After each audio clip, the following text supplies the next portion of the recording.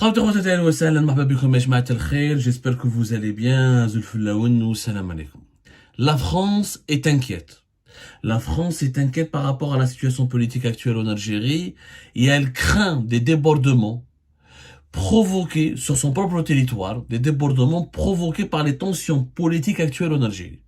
De prime abord, l'Algérie semble stable, calme, tout est statique, tout est figé. Ce n'est pas du tout la perception qu'ont les puissances mondiales de l'Algérie actuellement, notamment de la France, qui est l'un des pays qui connaît le mieux l'Algérie et l'une des puissances mondiales qui a le plus d'intérêt en Algérie au regard des échanges économiques importants avec l'Algérie. La France, ça reste quand même, je rappelle, deuxième et troisième parmi les 3 ou 4 premiers partenaires commerciaux de l'Algérie et parmi les 3 plus importants partenaires politiques de l'Algérie. La France, terre d'accueil de la communauté algérienne la plus importante à l'étranger. La France, des relations historiques mouvementées mais assez puissantes et intenses avec l'Algérie. Pour la deuxième fois successive, les autorités françaises ont interdit pour dimanche prochain, comme pour le dimanche dernier, 18 février dernier. Demain, le 25 février, des rassemblements étaient prévus par des membres de la communauté algérienne en France pour commémorer l'anniversaire du Hirak, mais pour aussi manifester ou organiser des actions de rassemblement en faveur de la pour transmettre certains messages politiques et défendre certains slogans et certaines revendications politiques. Il y a eu au moins 3 initiatives pour organiser 3 rassemblements différents. La préfecture de police de Paris a décidé d'interdire tous les rassemblements liés à l'Algérie. C'est exceptionnel, c'est pour la deuxième fois que la préfecture de police de Paris décide de ne donner de n'autoriser aucun rassemblement. Auparavant, durant les années précédentes, il y avait toujours quelques rassemblements qui étaient refusés, mais d'autres qui étaient acceptés, plus ou moins acceptés, où la préfecture de police propose aux organisateurs de changer l'itinéraire, ou de changer de lieu de rassemblement, mais jamais, je dis bien au grand jamais depuis 2019, la France ou les autorités de la préfecture de police de Paris n'ont jamais auparavant décidé d'interdire tout rassemblement lié à l'Algérie. Cette fois-ci, tout rassemblement lié à l'Algérie. Et la préfecture de police parle et justifie cette interdiction pour demain, dimanche 25 février. Nous sommes aujourd'hui le 24 février 2024.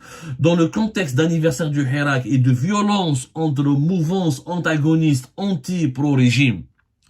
Donc, le préfet de police de Paris l'a interdit tous les rassemblements de contestation du pouvoir algérien privé du monde en raison de risques de troubles à l'ordre public. Qui va provoquer ces troubles dans un contexte de violence entre les mouvances antagonistes anti et pro-régime.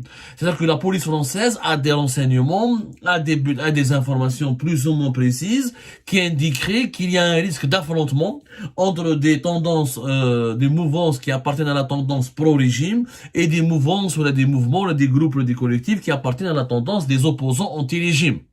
Et effectivement, on sent de la tension.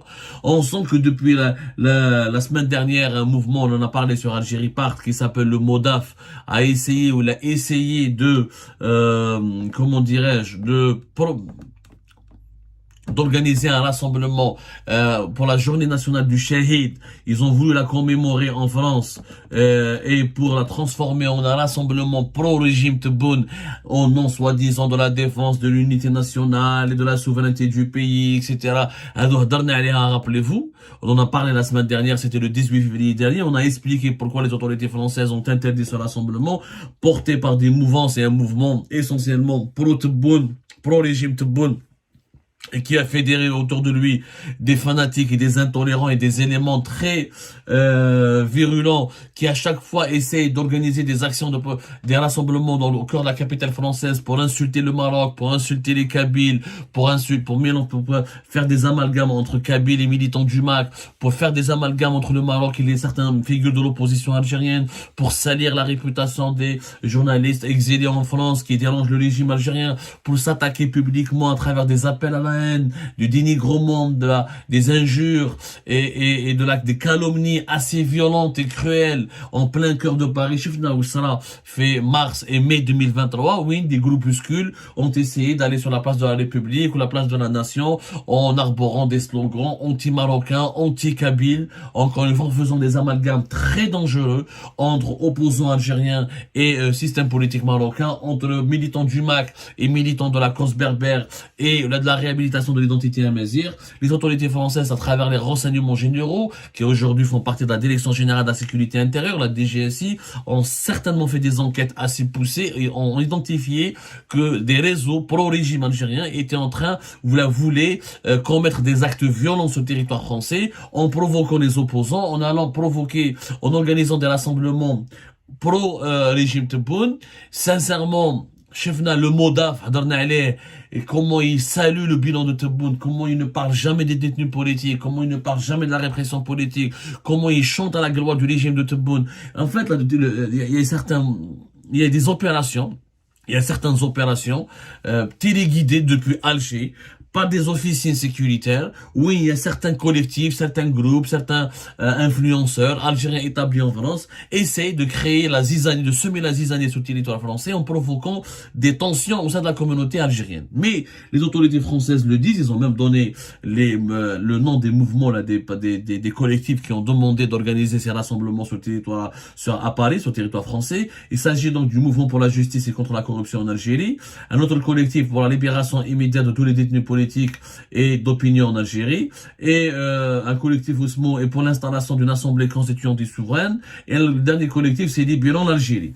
Donc les collectifs, certains sont pro-régime, d'autres sont anti-régime, ils voulaient tous organiser des rassemblements pour parler de l'anniversaire du Hirak, et tous ces collectifs voulaient utiliser l'anniversaire du Hirak pour sa veille politique. Il y a certainement des opposants sincères, il y a d'autres des partisans sincères du régime algérien. Moi j'ai pas de problème qu'on soit un partisan du régime, il n'y a pas de problème. Tu veux soutenir Tebboune Chenghriha, tu viens à Paris, tu organises un rassemblement pour soutenir Tebboune Chenghriha en insultant les opposants, en les accusant d'être des traîtres à la solde du Maroc, en utilisant le Maroc et son roi ou ses institutions comme motif pour les insulter, pour les calomnier, pour dire que le Maroc c'est lui qui est derrière l'opposition algérienne, et en faisant des amalgames entre les indépendantistes du MAC avec des simples militants d'origine kabyle, d'expression kabyle, d'expression berbère, qui luttent de façon très sincère dans le cadre du respect de l'unité nationale pour la défense des principes et des valeurs de l'identité amazigh. Ça c'est très dangereux, très très dangereux, et c'est la première fois que à Paris la préfecture de police et les autorités françaises interdisent tout rassemblement. Aucune action n'est tolérée maintenant par la France. Cela signifie, et je pense qu'il y a derrière cela une crainte française, une profonde crainte française, que ça peut déborder, que les actions de contestation organisées en France peuvent déborder sur l'Algérie. En Algérie, il n'y a plus de manifestations, tout est sous contrôle, tout est réprimé, tout est interdit, tu pars, tu vas en prison, tu essayes de faire, même les pro-régimes, même les partisans du régime en Algérie n'arrivent pas à organiser des actions de protestation. Mais les Français ont des informations assez fiables, ils ont bien compris que la situation est tendue en Algérie actuellement. Il n'y a pas de visibilité par rapport aux élections présidentielles de 2024. Personne n'est sûr qu'Abdelmadjid Tebboune va demander un deuxième mandat, là, qui va le rester qui va pouvoir l'obtenir.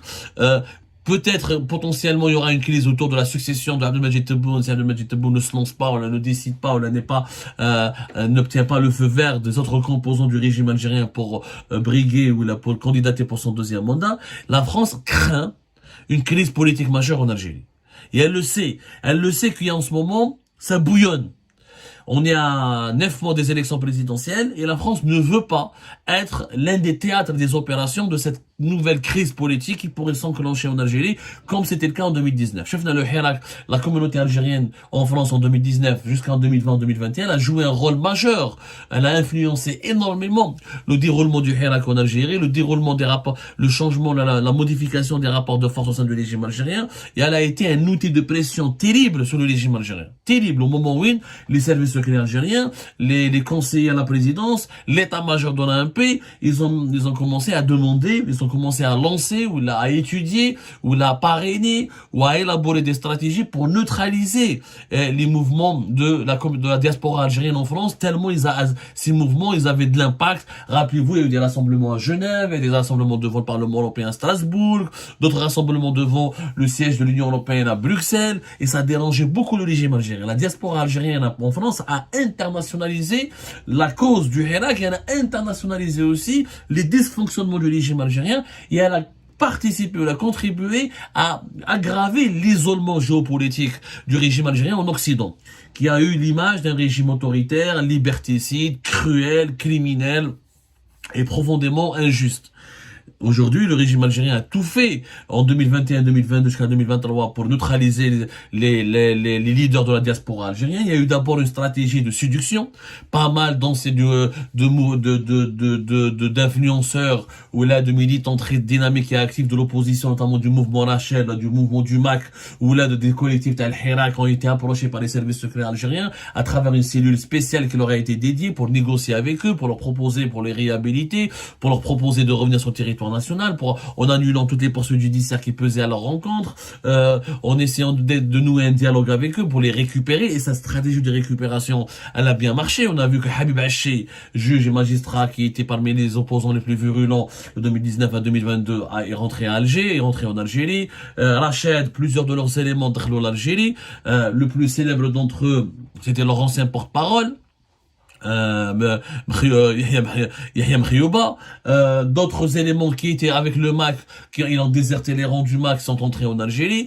Plusieurs militants du collectif du Hirak aussi qui étaient parmi les organisateurs des rassemblements et des marches dans la place de la République ont aussi abandonné, se sont éloignés, ont pris leur distance vis-à-vis de l'opposition, ils ont négocié avec le pouvoir algérien. En parallèle de cette stratégie de séduction, de récupération, il y a une stratégie de diabolisation, des pressions de la part des autorités algériennes sur les autorités françaises pour les contraindre à juger, à mettre en cause ou là à livrer ou là à extrader les opposants algériens les plus virulents, des attaques médiatiques très virulentes, des violations de la paix, des tentatives d'agression sur le territoire français. Rappelez-vous de ce que j'ai subi quand même le 15 août 2023 où j'étais victime d'une tentative d'assassinat, agression, et l'enquête elle est toujours en cours au niveau de la justice française. J'aurai des détails à vous communiquer là-dessus dès que les juges français me donneraient le feu vert pour m'exprimer sur ce sujet, pour ne pas commettre un acte, pour ne pas violer le secret d'instruction.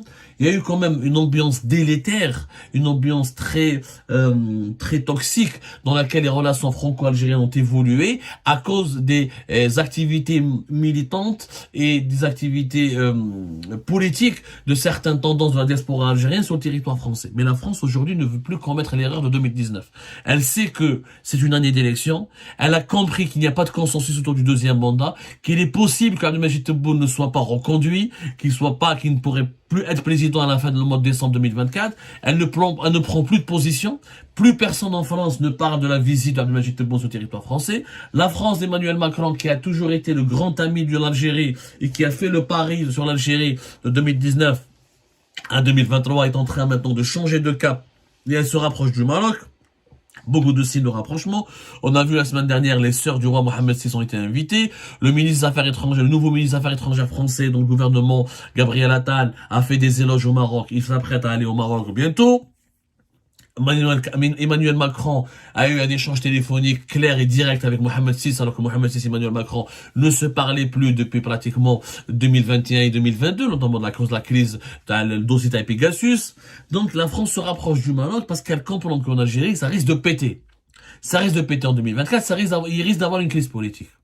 La France ne veut plus refaire les mêmes erreurs de 2019, où elle a parié sur le 5e mandat de Bouteflika, sur le président sortant, et elle s'est retrouvée éjectée, elle s'est retrouvée avec des relations hyper compliquées avec celles et ceux qui ont éjecté Bouteflika du pouvoir, à savoir le clan de Gaït Salah. Là, la France veut rester neutre. Et pour rester neutre, elle envoie un message clair à Alger. Elle ne veut d'aucune action politique sur son territoire.